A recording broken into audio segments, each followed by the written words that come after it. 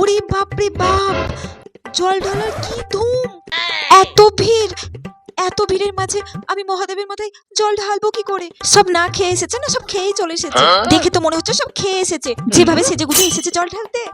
আমার তো বাবা বাড়িতে এক কথা কাজ পড়ে আছে, এভাবে তো লাইন দিয়ে দাঁড়িয়ে থাকলে হবে না। আমাকে তো মহাদেবের মাথায় জল ঢেলে আবার বাড়ি থেকে রান্না বসাতে হবে। হ্যাঁ, এক কাজ করি, সাইড কেটে ঢুকে পড়ি ভিড়ের মধ্যে। আমি হলাম এই পাড়ার পিজলি কাকিমা, এমন ঝটকা দেবো না সব সরে যাবে। যাই যাই, ঢুকে পড়ি ভিড়ের মধ্যে।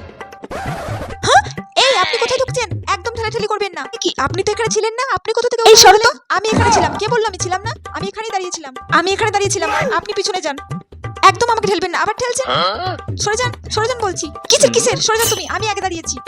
এই ঠেলাঠেলি করো না তো, একদম ঠেলাঠেলি করবে না। আমি এখানে দাঁড়িয়েছিলাম, একদম সরবো না আমি এখান থেকে।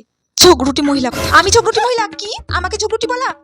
আমি ঝগড়ুটি, তুই ঝগড়ুটি। শোন বলছি, শোন, আমার জায়গা দখল করে আমি আগে দাঁড়িয়েছি, আমি আগে জল ঢালবো বাবার মাথায়। আমাকেও চেনে না, আমিও এখান থেকে এক পাও কিভাবে যে আমার আগে জল ঢালে তাও দেখছি। আরে এরপরে লাইনে কে আছো, চলে এসো। হ্যাঁ হ্যাঁ, আমি